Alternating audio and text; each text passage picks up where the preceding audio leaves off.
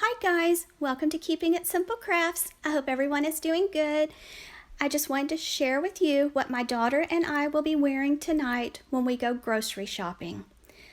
So you're going to need one bandana and two rubber bands.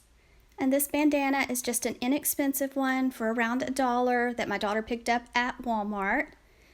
So you're going to take your bandana, spread it out flat, and then you're going to fold your bandana in half.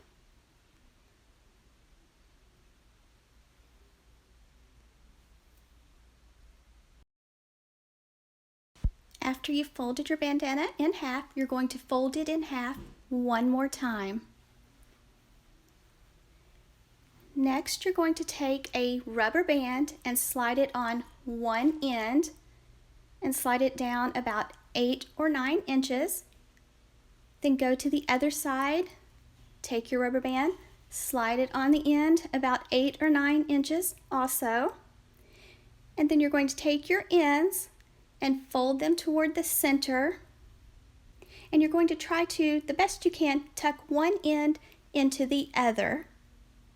And then just kind of fold the ends back so that's nice and flat.